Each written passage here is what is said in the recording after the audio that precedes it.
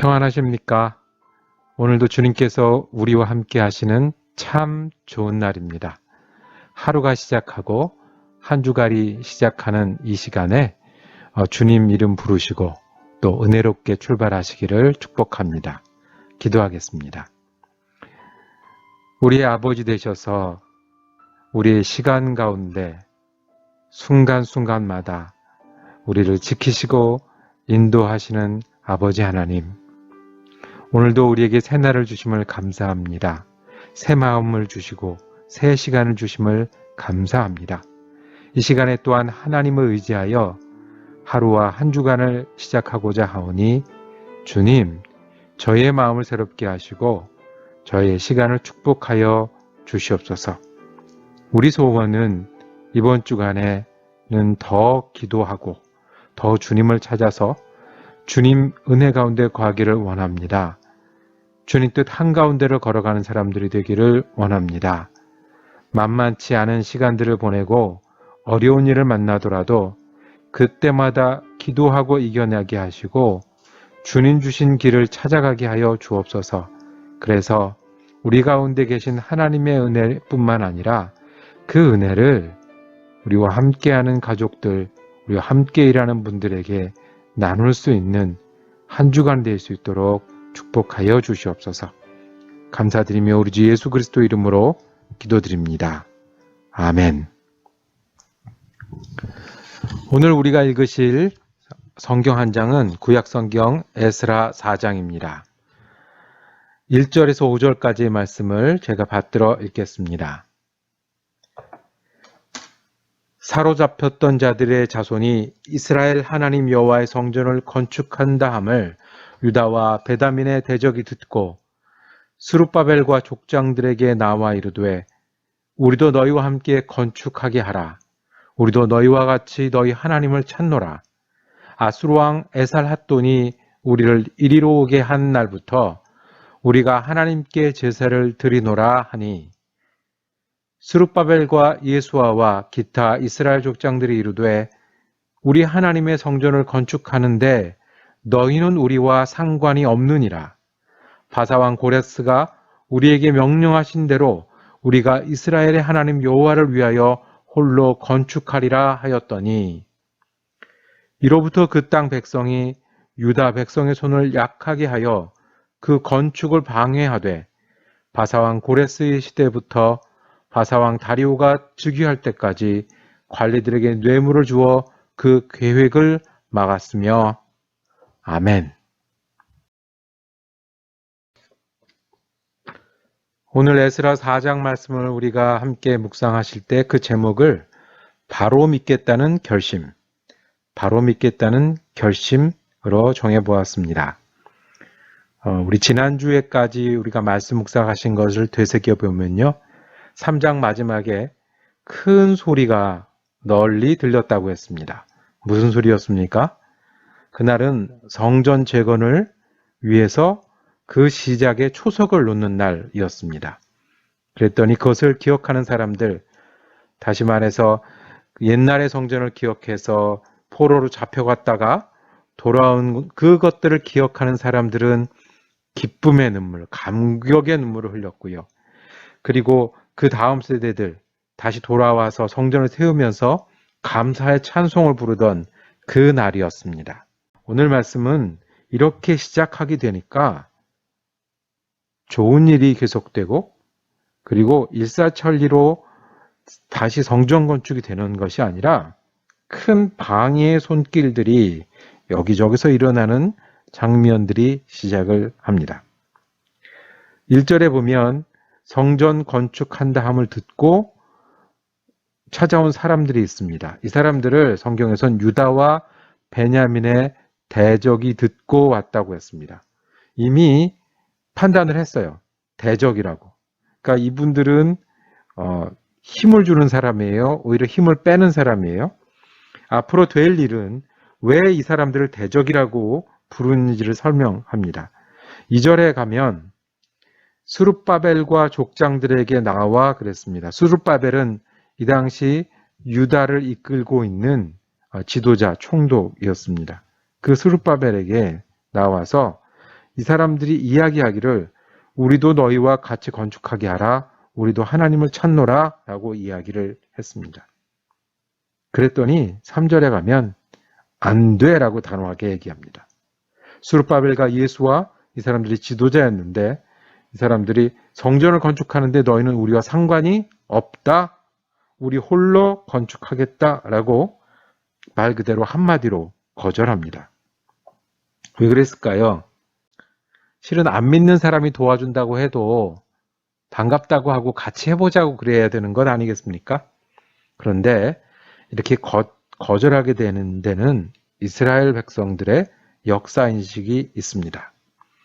이 이스라엘 사람들은 지금 이 장면을 다시 돌아와서 성전을 건축하는 장면을 예언의 성취라고 보는 겁니다. 하나님께서 아브라함을 통해서 특별한 민족을 만들어 주셨고 그 특별한 민족이 잠시 포로로 갔는데 그 포로로 갈 때 이사야와 예레미야 선지자를 통해서 예언하신 말씀 다시 돌아와 성전에서 하나님을 섬긴다는 그 예언이 드디어 이루어진 거라고 본 겁니다.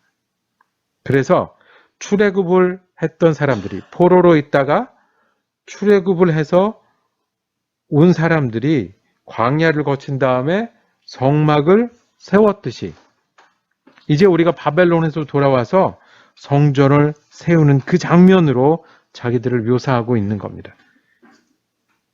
그래서 다시 포로로 가지 않으려면, 다시 망하지 않으려면, 이제는 하나님과 잘 지내는 하나님의 백성이 되려면 어떻게 해야 돼요? 하나님을 향해서 진실하고 충성스러운 믿음을 가져야 된다고 생각하고 있을 바로 그때였습니다. 그런데 이 사람들이 와서 우리가 같이 하겠다. 뭐가 잘 되는 것 같으니까 우리가 숟가락을 좀 얹겠다. 힘을 합치겠다. 뭐 돈도 내겠다. 이랬겠죠. 그랬더니 한마디로 거절한 겁니다. 우리는 진실하고 성실하게 다시는 실수하지 않겠다.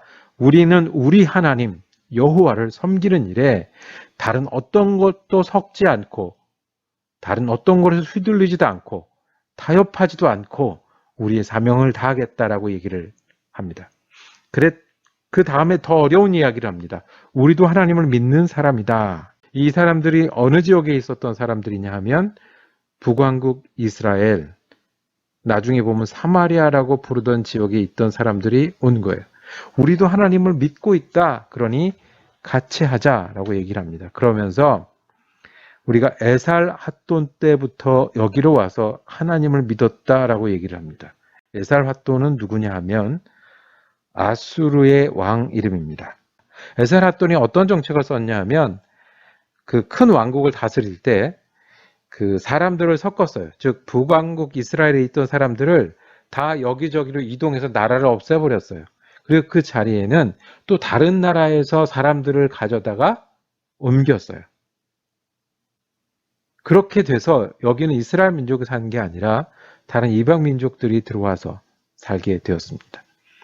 그런데 이 사람들은 그냥 온 게 아니라 무엇을 가지고 들어왔겠습니까? 자기들이 섬기던 신, 자기들의 우상, 자기들의 예배 방식을 갖고 왔겠죠.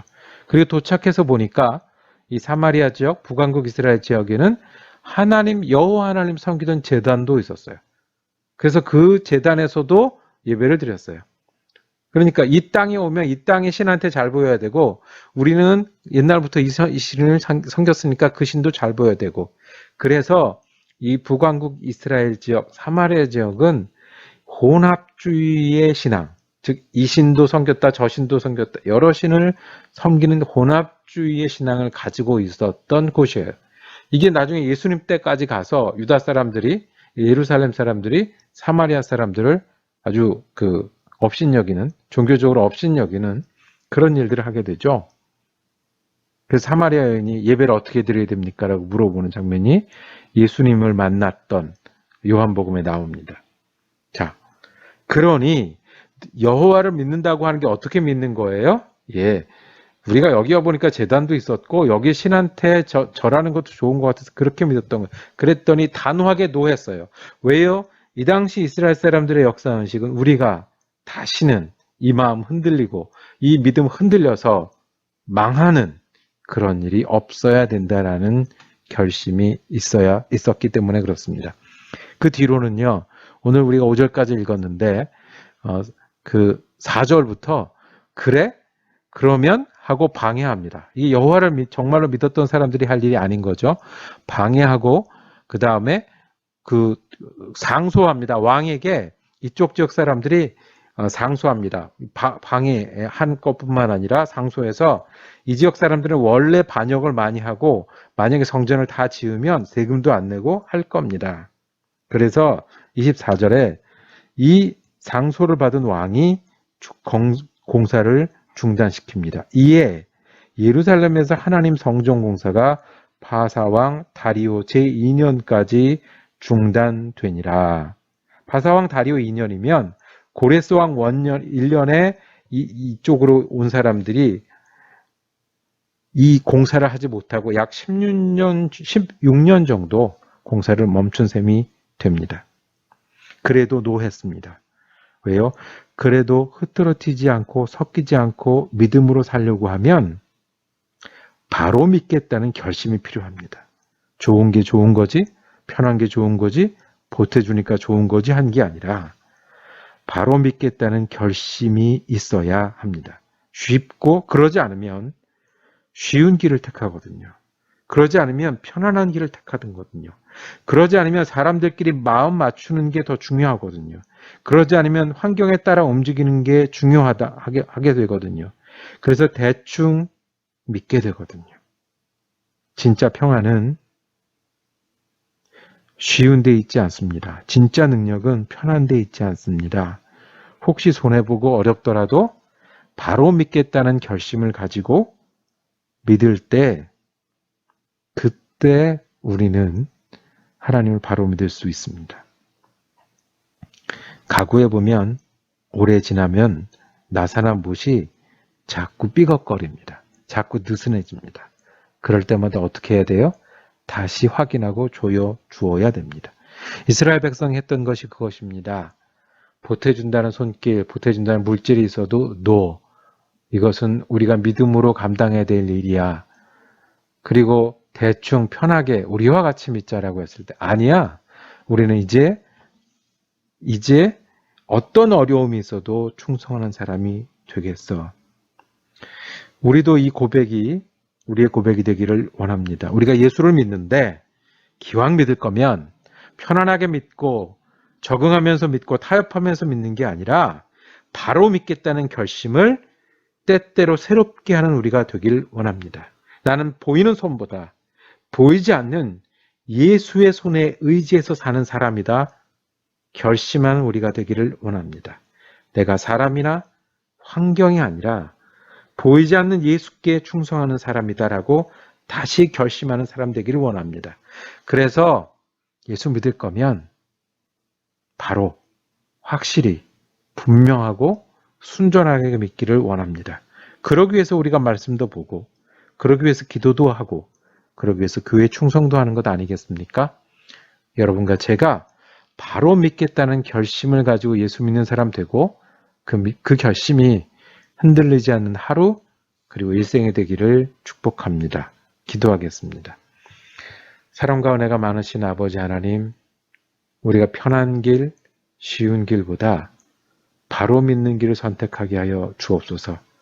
때로 그 일 때문에 우리가 천천히 가고 돌아가더라도 우리가 바로 믿겠다는 결심을 날마다 새롭게 하는 그리스도인이 되게 하여 주시옵소서. 감사드리며 우리 주 예수 그리스도 이름으로 기도드립니다. 아멘. 말씀 묵상 함께 할 수 있는 여러분이 있어서 또 감사합니다. 오늘 바로 믿겠다는 결심 가지고 사시다가 저는 내일 에스라 5장 말씀으로 다시 인사드리겠습니다.